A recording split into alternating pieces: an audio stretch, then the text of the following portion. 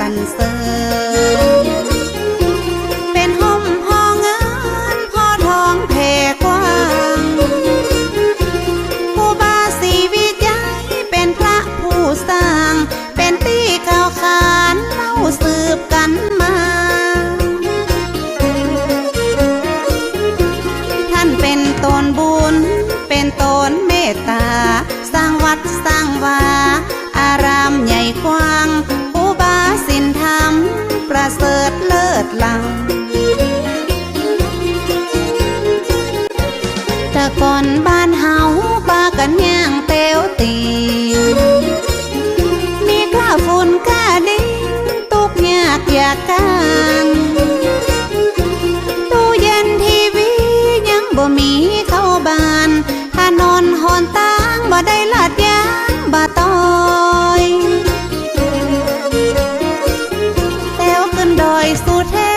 พลมพัดซอยซอยเป็นป่าเป็นดอยลัดตามห้อยห้อมหอยเป็นหมอกเป็นเมยปัดเจยจุ่มเนินแถว4-5 ชั่วโมงกว่าจะขึ้นไปถึง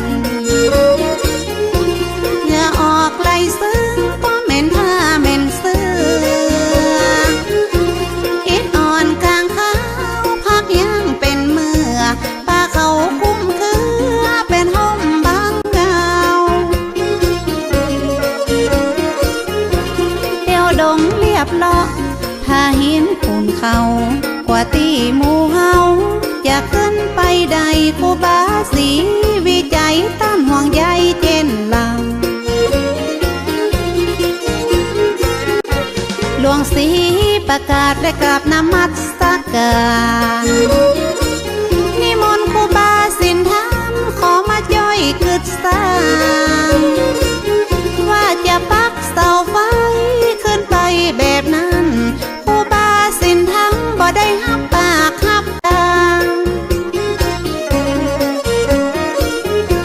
ครูบาบอก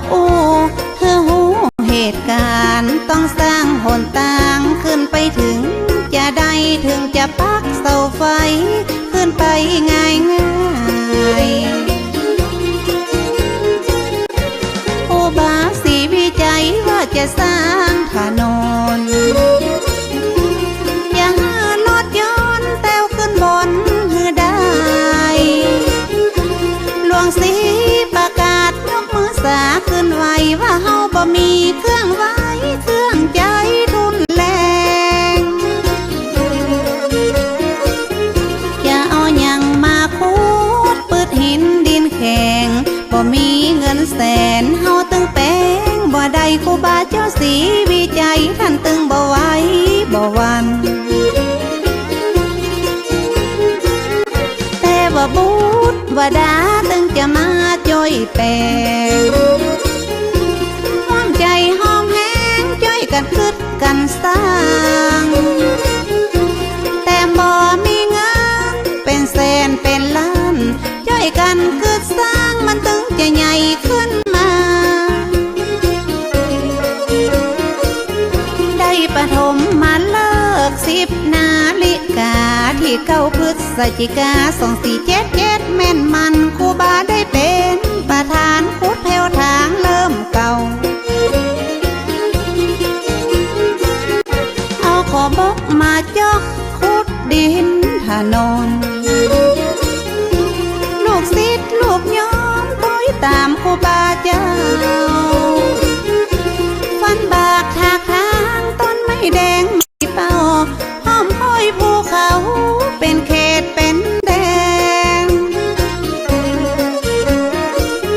กำมีดมุยขอบกมาจกแผ่นดินแข็งปั่นเขตปั่นแดนคนละเล็กละน้อย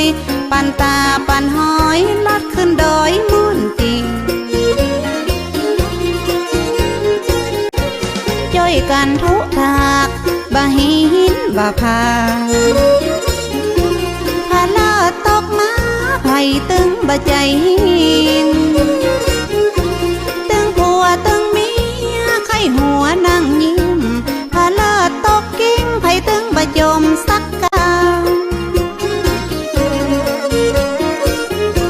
คนที่มาจ้อยสร้างบุญต้วยกันบ่หวังเงินหวังคำปิกจอมปิกบานหวังกุศลผลนำสุขบานแต่ลังระยะเริ่มสร้างคนก็ซ้ำบ่หลายห้องเลี้ยงวัวเลี้ยงควายทำนาเกี่ยวข้าวเจ้าแก้วนวนัทก็เป็นห่วงแต่เล่าสงสารครูบาเจ้ากลัวจะเสร็จบ่ตาน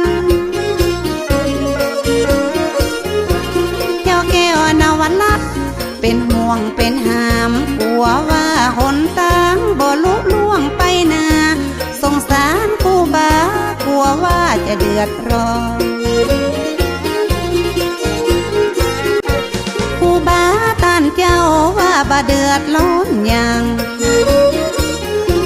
บ่มานบ่นานคนจะไหลมาคอน